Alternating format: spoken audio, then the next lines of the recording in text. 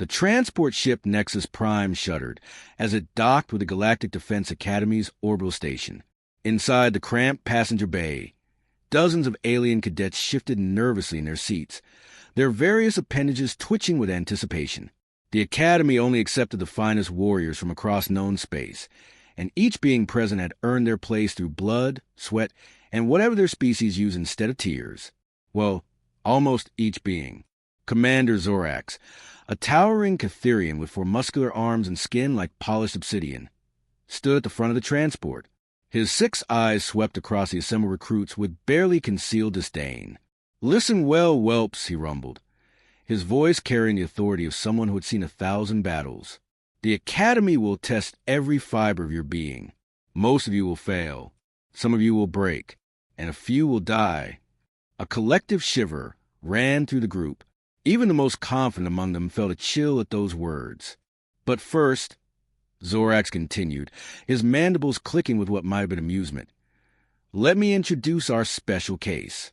His gaze fell upon a small figure huddled in the back corner, almost invisible among the towering alien forms.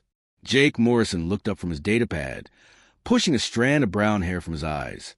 At 5 feet 8 inches and weighing barely 160 pounds, he was utterly dwarfed by his fellow cadets. The Brisian beside him stood nearly 9 feet tall with arms thick as tree trunks. The crystalline Vorthak across the aisle could probably slice through steel with her razor-sharp limbs. Even the smallest alien present, a reptilian Seth, was at least 7 feet of pure muscle and venom. "A human," Zorax announced, and the word fell like a stone into still water. Silence stretched across the transport bay. Then, slowly, a sound began to build. Laughter, soft at first, then growing louder and more raucous. The massive Brisian, whose name tag read Thunk, slapped his knee with sound like thunder. A human? At the Academy? Ha! What are they going to do? Bore the enemy to death with their pathetic technology. A sleek, cat-like Valari named Wisp chimed in, her voice dripping with mockery. "I heard humans are so weak they need machines to do everything for them. Can they even lift their own body weight? My species conquered 3 star systems before we learned to speak properly," growled a Draknari called Scar. "What have humans ever conquered besides their own planet's wildlife?" Jake felt heat rise in his cheeks, but kept his mouth shut. He had heard it all before, from the moment he had been selected for the Academy.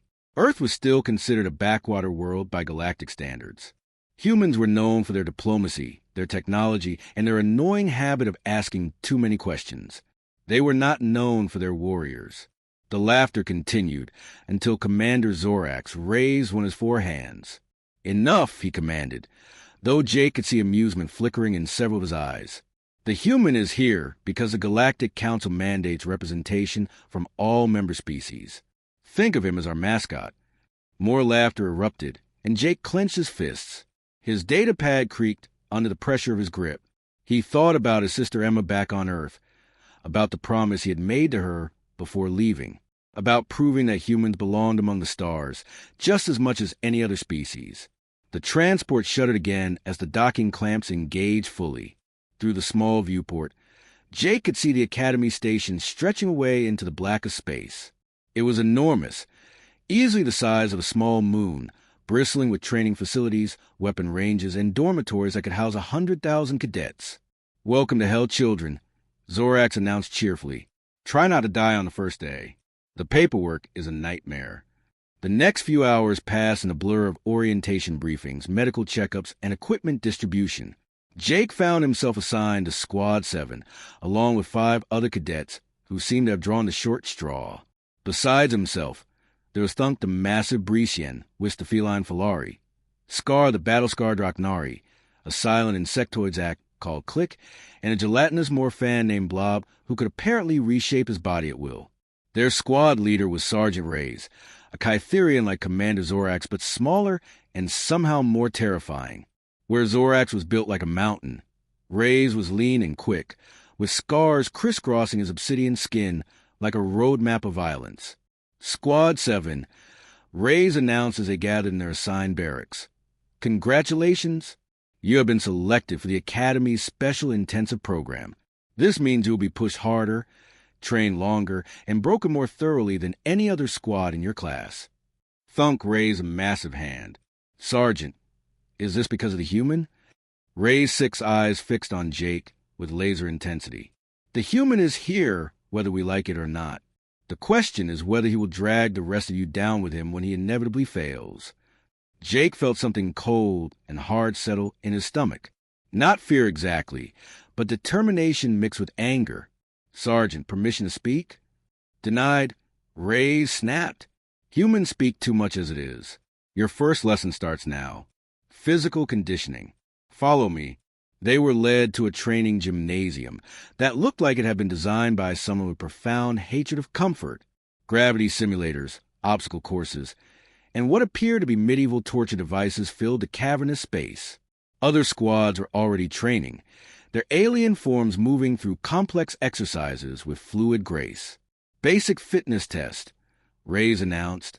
Each species will be judged according to their racial averages. Draknari, you will lift 3 times your body weight. Brisien, you will run 5 kilometers in under 15 minutes. Falari, combat agility course in under 2 minutes. He continued down the list until he reached Jake. The sergeant's mandibles clicked in what might have been anticipation. Human, you will complete all tests at human standard. If you fail even one, your entire squad shares in remedial training. Jake felt 5 pairs of alien eyes boring into him. Great. No pressure at all. The test began, and Jake watched in growing dismay as his squad mates performed feats that defied his understanding of biology. Thunk casually lifted weights that would have crushed a car. Wisp moved through the agility course like liquid lightning. Even Blob, despite his apparent lack of rigid structure, somehow managed to excel at exercises that required solid muscle mass.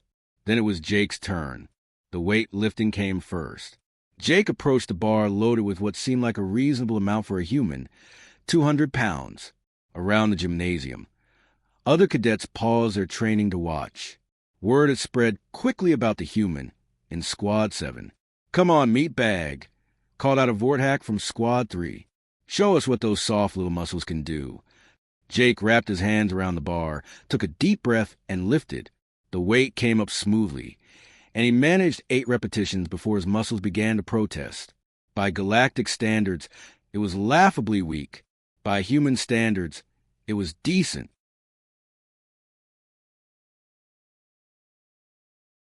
The running test went similarly. Jake maintained a steady pace that would have been respectable on Earth, but looked painfully slow compared to the alien sprinters around him. He finished the 5 kilometers in just under 20 minutes, breathing hard but not collapsing.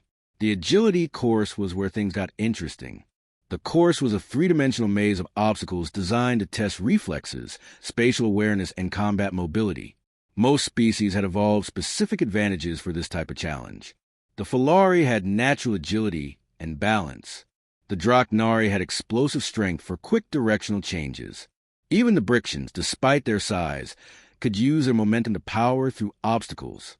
Humans had none of these natural advantages, but they had something else. Jake stood at the starting line, studying the course with the same intensity he had once brought to chess problems back on Earth. The route most species took was obvious, following the largest openings and most stable platforms. But Jake could see another way, a more complex path that would require precise timing and careful planning. Time starts now, Sergeant Reyes announced. Jake launched himself forward, but instead of taking the obvious route, he went up, using a series of support struts that other species had ignored. He climbed quickly to the upper levels of the course. The route was more dangerous, requiring him to leap between narrow beams and swing from cable supports, but it was also much shorter. Below him, he could hear the watching aliens fall silent. The key moment came halfway through the course. There was a gap between platforms that was just slightly too far for a normal jump. Most species would have had to take a longer route around. But Jake had noticed something the course designers probably had not intended: a flexible cable support that could be used like a pendulum. He grabbed the cable and swung out over the gap, using his momentum to carry him to a platform that put him well ahead of where he should have been. From there, it was a straight sprint to the finish. Jake hit the final pad and spun to look at the timer. 1 minute, 47 seconds. The gymnasium was completely silent. Sergeant Ray stared at the timer, as if it had personally insulted his mother. Around the training floor, dozens of alien cadets stood frozen in the middle of their exercises, their attention fixed on the small human who had just set a new course record. Did he just... Wisp began, her feline features showing complete bewilderment. Impossible, Thunk rumbled. The human is tiny. Weak. How did he move like that? Click. The insectoid, who rarely spoke, made a sound like grinding gears that might have been laughter. Human not weak, he clicked. Human think different. Sergeant Reyes walked over to Jake, his 6 eyes studying the human with new intensity. Interesting, he said quietly. Very interesting. But their moment of triumph was short-lived. From across the gymnasium came a slow, sarcastic clap. Commander Zorax was approaching, his 4 arms crossed in a pose that radiated disapproval. Excellent, Zorax said, his voice dripping with false praise.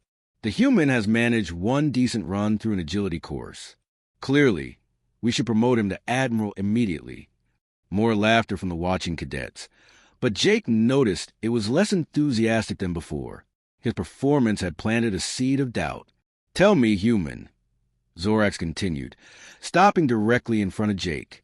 Do you think 1 good time on an obstacle course makes you a warrior? Jake looked up at the towering alien, feeling the weight of dozens of stares. He thought about Emma again, about the promise he had made, about proving that humans deserved their place among the stars. No, sir, he said quietly, but it's a start. Zorax's mandibles clicked rapidly, a sound Jake was beginning to recognize as alien laughter. A start, he repeated. How delightfully optimistic. Very well. Human, let us see how your species handles real combat training.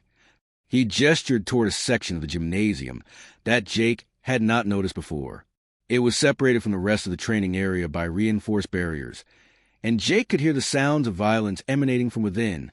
Shouts, impacts, and what sounded suspiciously like energy weapons. Combat training begins tomorrow, Zorax announced to Squad 7. I suggest you all get good night's sleep. Especially you, human. You're needed. As they were dismissed to their barracks, Jake found himself walking beside Wisp. The feline alien glanced at him with what might have been curiosity. That was unexpected, she admitted grudgingly. Jake shrugged. Everyone has something they're good at. Perhaps, Wisp replied. But tomorrow is combat training. That is where warriors are separated from pretenders.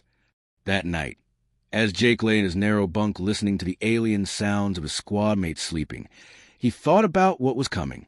He had managed to surprise them once with creativity and planning. But combat training would be different. That would be about violence, about the willingness to hurt and be hurt. The other species had evolved for warfare. They had natural weapons, enhanced strength, reflexes honed by millions of years of survival.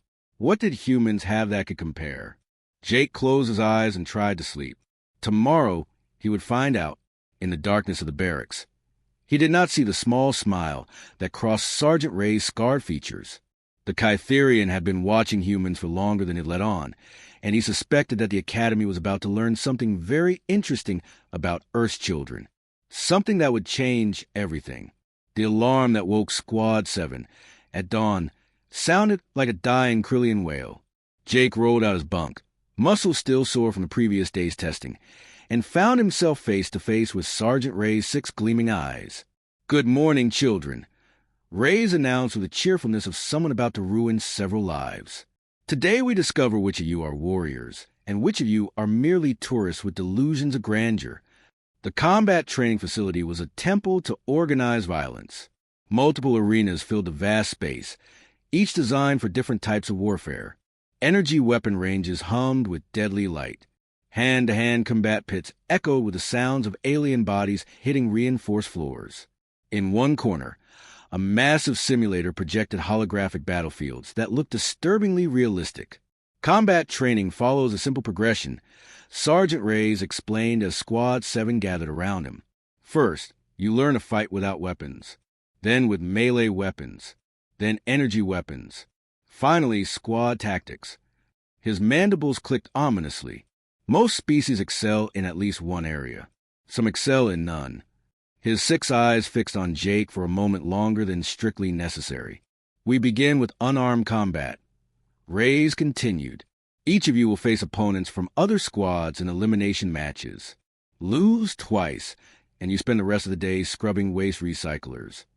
The first arena they approached was already occupied by 2 massive Brixians pounding each other into unconsciousness.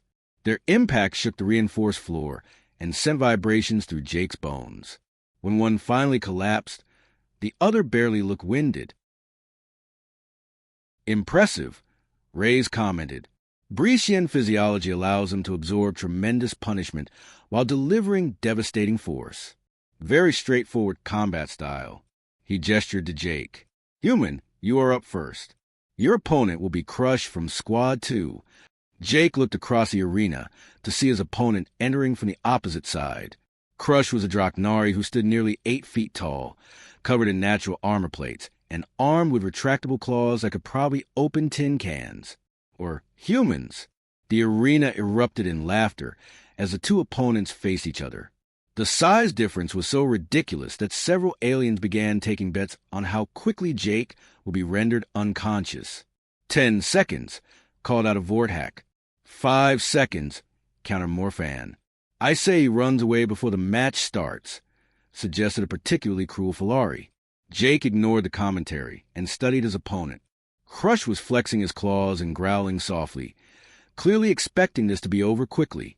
The Draknari's stance was aggressive but unbalanced, weight forward on the balls of his feet. Classic apex predator behavior, evolved for overwhelming weaker prey through sheer intimidation and force. Begin! Sergeant Reyes commanded. Crush charged forward with a roar that would have sent most prey species fleeing in terror. His claws extended to their full length, razor sharp, and aimed directly at Jake's torso. It was exactly what Jake had expected. At the last possible second, Jake stepped aside. Not backwards, which would have given Crush time to recover. Not to the left or right, which would have left him exposed to a backhand strike. Instead, Jake stepped forward into the side, moving into Crush's attack rather than away from it. The Draknari's momentum carried him past Jake's new position.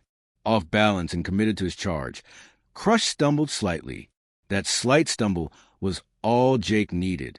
Jake's elbow struck Crush just behind his left knee, hitting the joint at precisely the right angle to hyperextend it. As the Draknari began to fall, Jake grabbed Crush's extended arm and used the alien's own momentum to send him crashing face-first into the arena floor. The impact was spectacular. Crush hit the reinforced surface with enough force to crack several of his armor plates, and lay still for several long seconds before groaning and attempting to rise. Winner, Human Jake Morrison, Sergeant Reyes announced into the stunned silence. Jake helped Crush to his feet, earning a look of confused gratitude from the battered Draknari. Around the arena, the betting aliens were staring at their credits with expressions of profound loss. How? Thunk asked from the sidelines, his massive features scrunched in concentration. Human is small. Weak. Crush is strong warrior. Wisp was studying Jake with new interest, her feline eyes calculating. He did not try to match strength with strength. He used Crush's own power against him. Exactly! Came a new voice from behind them. The squad turned to see Commander Zorax approaching, all 4 of his arms folded in what might have been approval. The human demonstrates a fundamental truth that many species forget. In combat, victory does not always go to the strongest. He moved to the center of the arena, his presence immediately commanding attention from every cadet in the facility. Tell me, human, what did you see that the others missed? Jake hesitated, aware that dozens of alien eyes were focused on him. Crush was evolved as an apex predator, sir. His entire fighting style is based on intimidation and overwhelming force. But that only works against prey species or enemies who fight on his terms. Continue, Zorax commanded. Humans evolved differently. Jake said, growing more confident. We were not apex predators. We were persistence hunters. We survived by being smarter, more adaptable, and more willing to take risks. We learned to fight enemies larger and stronger than ourselves because we had to. Zorax's mandibles clicked rapidly, and Jake was starting to recognize that as a sign of genuine amusement rather than mockery. Interesting theory. Let us test it further. The next opponent was a Vorthak named Crystal, whose razor-sharp limbs could cut through most known materials. The arena betting resumed immediately, with odds heavily favoring the crystalline warrior. Crystal was more cautious than Crush had been, circling Jake slowly while her limbs shifted and reformed into various blade configurations. She had clearly watched his first match and was not going to make the same mistake as the Draknari. "You cannot use my momentum against me if I do not give you any," Crystal said, her voice like breaking glass. "I will cut you slowly, human. Death by 1,000 cuts." She was right, of course. The technique that had worked against Crush would be useless here. But Jake had not survived Earth's dangers by having only one trick. Crystal struck with surgical precision, her blade arm whistling through the air where Jake's head had been a split second earlier. She followed with a series of quick cuts, each one designed to inflict minor damage that would accumulate over time. Jake found himself giving ground, dodging desperately as Crystal's limbs carved through the air around him. The crowd was getting restless, clearly expecting the inevitable moment when one of those blades would find its mark. But Jake was not just running away. He was learning. Each attack told him something about Crystal's capabilities. Her limbs were incredibly sharp and could reshape themselves, but they were still subject to the laws of physics. She could only attack from certain angles based on her body position. And most importantly, her attacks were becoming predictable. Jake suddenly stopped retreating and moved forward, inside Crystal's reach.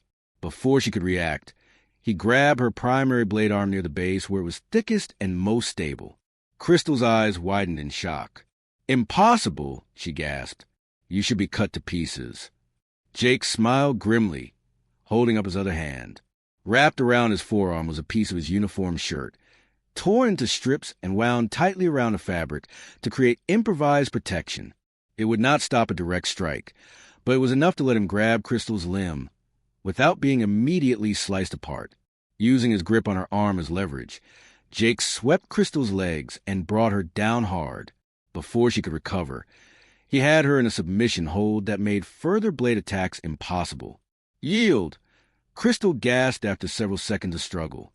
The arena erupted in chaos. Aliens who had been confidently mocking the human minutes earlier were now staring in complete bewilderment.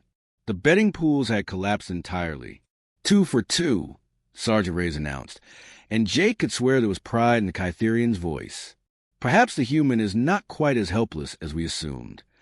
But Commander Zorax was not finished testing Jake's capabilities. "One more match," he declared.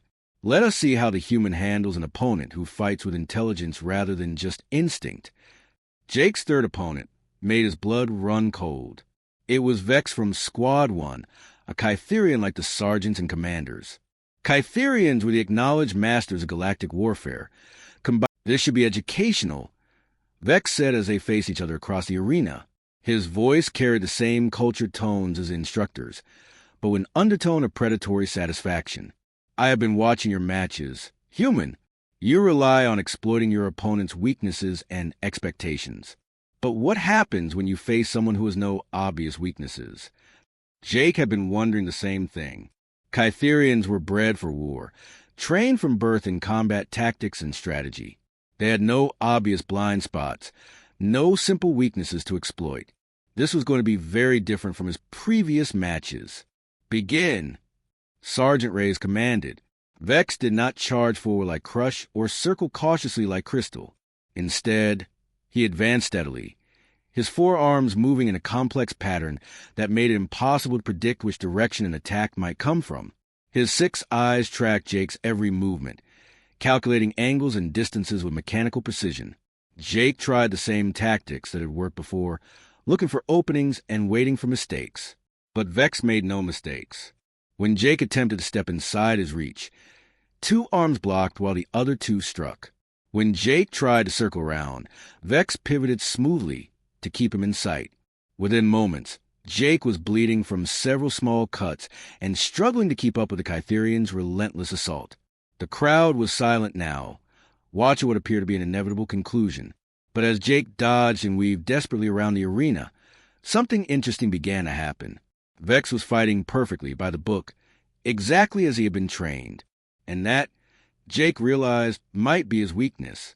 Kytherians were masters of warfare, but their mastery came from millennia of refined technique and tactical doctrine. They fought efficiently, elegantly, and according to established patterns. But humans had learned to survive by being unpredictable, by breaking rules that others considered unbreakable. Jake suddenly stopped trying to fight like a trained warrior and started fighting like a desperate human.